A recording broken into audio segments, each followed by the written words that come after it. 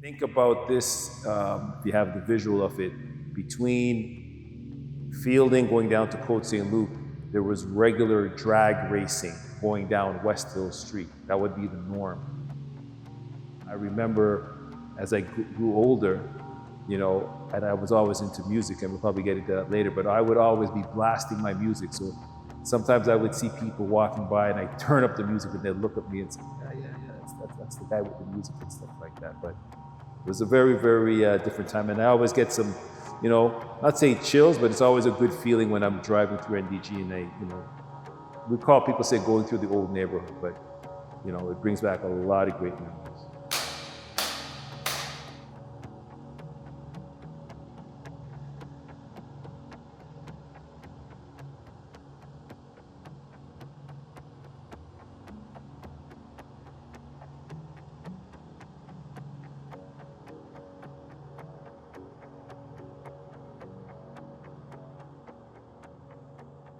Them just no want, them no want do nothing. Well listen, better be in the P's and Q's. If not for I, my friend and his ooze. This one ugly little like news. Can't fit, get out my shoes. No one can live without food. Man, can you live in just food? Hey, you rise this morning, give thanks for life. A new day for you to try yet nothing you're doing. Contributive to life, your skylark. Cause the day pass you by, soon you'll be complaining. Say, things not right, how could it be? Nothing you apply. Brian Smith. I was born and raised, and I tell everybody I was born and raised on Walkley. And when people think about Walkley is a rough street, but there was a birthing center there. Can't remember the name of it right now. Oh, actually, Catherine Booth, that's it. Catherine Booth Birthing Center. I was born there, grew up on a street called Fielding in West Hill. Back then, you had a gang called the Walkley Gang, and you had another gang called the Benny Gang. So, and you had another gang called the Yo-Yo Gang. So once again, it was like the Yo-Yo Gang, the Walkley Gang, the Benny Gang. Not necessarily blacks that were in it, but you heard about it like in the high schools, because one of the things too as well, where I lived right next to Marymount High School.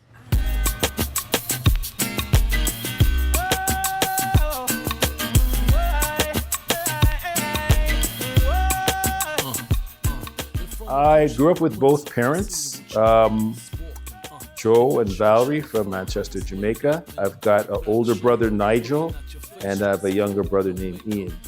And my brother, Nigel, he's about 362 days older than me. Going back at some of our older pictures, people used to think that we were twins. Going to the park, I'm born 68, he's born 67. And people figure, we were twins and stuff like that. He was like the top kid in elementary school, getting all the prizes and stuff like that. I was like the little brother tagging along. The phone is the office, so that's it. So, working in this community business, it's always things that are coming up. There's always things that come up at the same time. So it's a life of what we call it multitasking. And as things go good, doors open up, good things, but there's also got to find solutions for things too at the same time. So.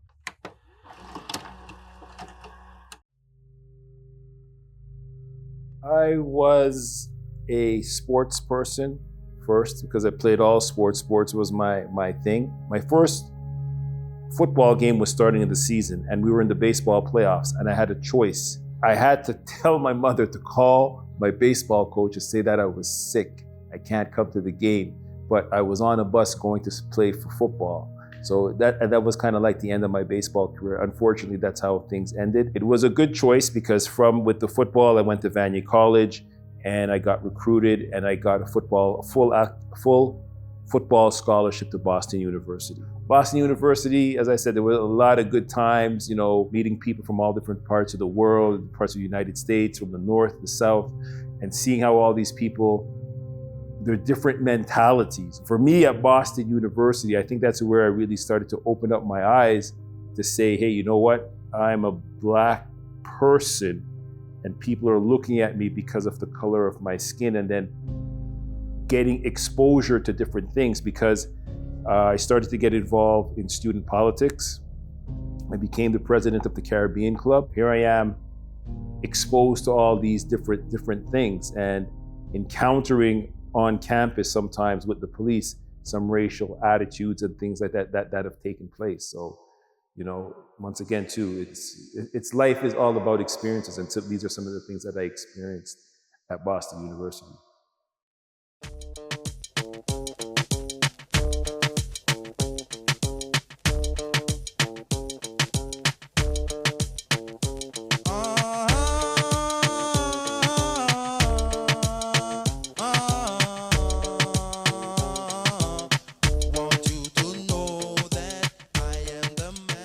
So vibe time, you know what? Here it is. Maybe back in the mid-90s, I started selling music. So we'd share cassettes, copy cassettes, listen to it. I said, you know what? I'm collecting all of this music. Let me try to sell it. So I said, you know what? Okay, I'm just gonna create a name. Vibe time just popped out of nowhere. I really no real thought about it. I remember I was down in Brooklyn on Flatbush, and I saw these guys, they were selling cassettes out of a van. And I think one thing I remember, the guy who was selling it, he had a wad of cash in his hand. And I said, that's simple to do. Why can't I could do that? Like I said, I ran it as a business. I had to make sure I got the blanks. There's a lot of time and energy to go get double decks, make copies, get machinery. And then, from there I started, recording dances here in Montreal. Every Saturday night when there was a dance at a hall, I'd have a little booth there so people now could come and get their stuff from me. So it's like people will make orders. Okay, vibe time, you're gonna be at this tonight? Yeah, come and get me. People have their package.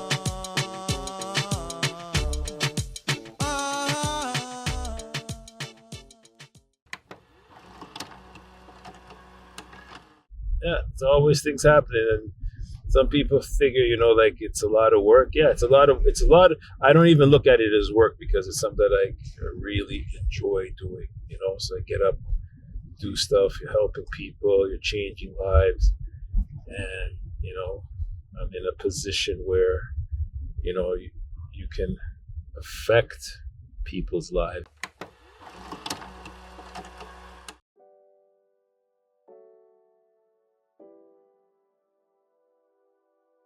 Growing up as a young child, there was always people who helped me along.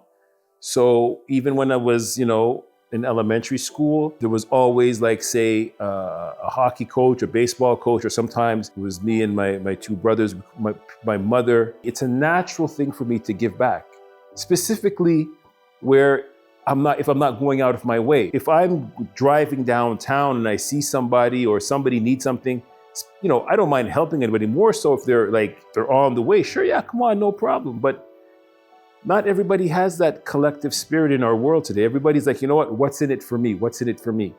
And I see that when we have that mentality, what's in it for me? It's hard to get along. It's hard to get ahead. I think I've always been a giver. I've seen my parents being givers. A lot of people in my family are givers, but in life, there are people who are takers. Financial literacy for me, I could say that I've always been interested in money, even as a teen and stuff like that. I've been working since I was 9 years old. I had a paper route, but kind of officially as far as with financial literacy, once again, to somebody who's no longer with us. His name is Casey Cosgrove. He was working with an organization which is called SETI, which is now Prosper Canada. And he was at a workshop here in Montreal. This time now I'm working at the Jamaica Association of Montreal as a community project coordinator or something like that. And sat in, went there. They were talking about this thing, financial literacy, said, go sit down, see what he's talking about. And what he was saying was, I said, wow, there's a program, there's something here. There's manuals that I could help myself, that I could help the youth that I'm working with, the seniors that I'm working with. So we kind of hit it off. I started incorporating financial literacy into some of my community projects because here now too, I'm always helping people, help them finding jobs, jobs to make money. Now, when you have that money, what do you do with it? So financial literacy is very, very important.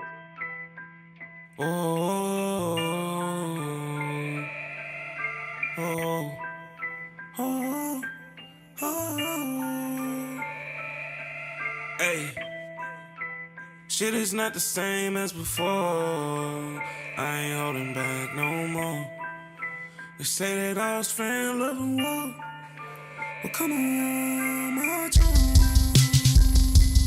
Yeah. And you know what? I'm not somebody that really studies names so much, but I said, you know what? I'm gonna just, because here in Quebec, you know, the whole bilingual thing. So I said, yo, we're gonna just call it money, or money,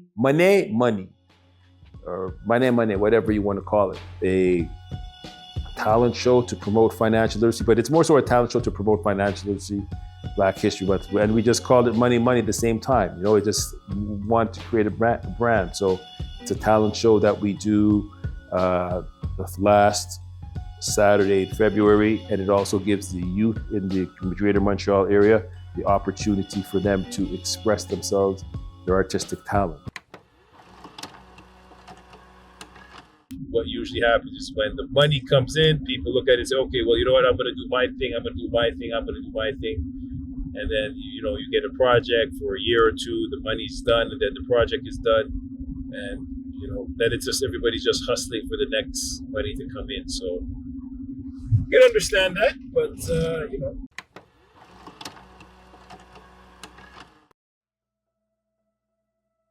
If we look as of today, 2024, going to 2025, I think what is needed is that the organizations really, all of them, I don't even say all of them, need to go back and look at their governance and see what exactly they're doing to serve the community and serving the people. 6, 7 organizations doing the same thing.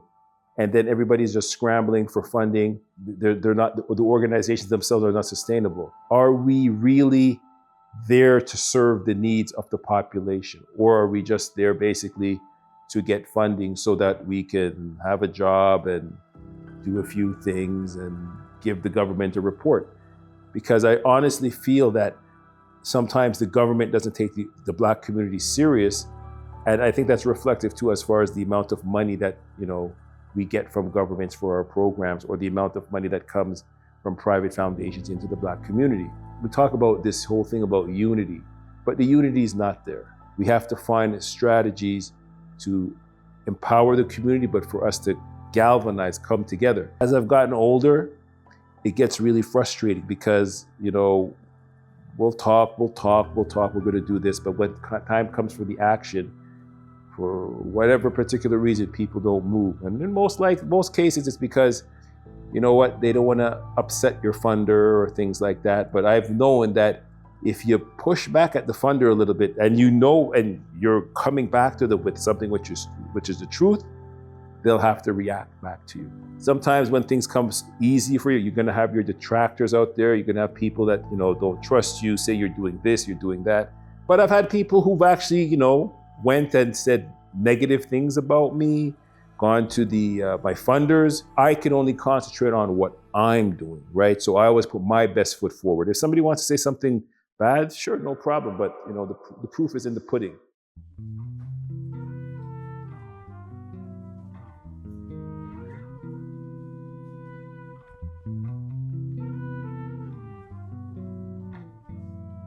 Awards are nice, but I'm not an awards person. You know, I mean, I don't get a high off these things. I mean, you know, it's always nice to be recognized. That's that one thing. One of the awards that I'm most proud of was the Institute for Financial Literacy. So I was the Financial Literacy Educator of the Year. So this is something within the United States. Yeah, it just shows, you know, the work that you put in and people recognize you, what you do. I've gotten awards from, you know, the Borough of Côte-des-Neiges. I've gotten, you know, recognitions from the federal government. And I think about it, you know, I'm getting an award, it's great, it's good, you've done your work, but there's people out there who are hungry, there's people out there who are scared, discrimination, all these things that are taking place. So it's like to say, yeah, this award is good for me, but then after I get it, I say, you know what, I got to get back and try to help the community. There's work to be done. So if there's going to be a celebration, let there be a real celebration for the whole community. I mean, as I said, I think opening up my eyes too, I see where symbolism plays a big role in a lot of things, and a lot of us are attracted to this symbolism that You know, somebody gets an award or somebody gets a position and everybody figures, yeah, everything is okay, you know, but this whole big thing of systemic racism, it's still there. Fall down, Lord, please. Let it fall down, Lord, please. Fall down, Lord, please. Let it fall down, Lord, please. Sometimes it's soft as a My legacy is somebody who cared, somebody who gave to the community, somebody who loved the community, and somebody who wanted to see his community do the best, be the best, because his community deserves the best. simply lose control. So just rain down, Lord, please. Hey Brian, how's it going, sir? I don't know if you expected to see me here, but I wanted to record this short little video just to voice my appreciation, just tell you, let you know how thankful, how grateful I am for having met you.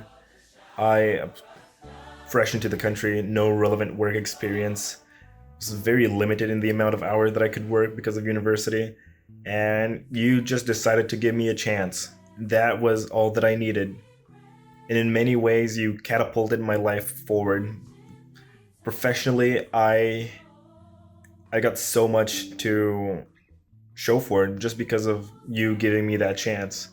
I am very grateful for that. And I don't think I'm that special. I think that's just the way that you are. You just do that to people. You're just that interested in seeing people's potential.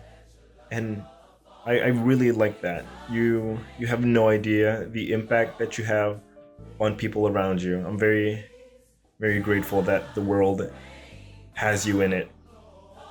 That's it. Thank you. Thank you very much. Bonjour, Monsieur Smith. It's Bree here. I'm absolutely grateful to be handing out this moment of appreciation and of recognition to you. When we first got the chance to meet, it's because I was looking for a job and it was through a Facebook ad. And together, that's where I started my first position alongside you at CFE, the Canadian Foundation of Economic Education. And through that position, I've learned so many skills that I still up to this day use, not only as a social worker, but as someone who's extremely passionate about financial literacy. I just can't begin to say thank you enough. I am absolutely grateful to have gotten to know you throughout all the work that we've done, all the way up to Scale Up, the podcast. Oh my gosh, so much has transpired from us getting to know each other, and I can't wait for more that will obviously come in the future. Please take this moment. I know you work so hard, you work a lot, but please take this moment to really take in how much you are valued and that you are really, really loved in this community. Thank you so much. Where's Denzel? You get that, Denzel? As a matter of fact, you want to pay me.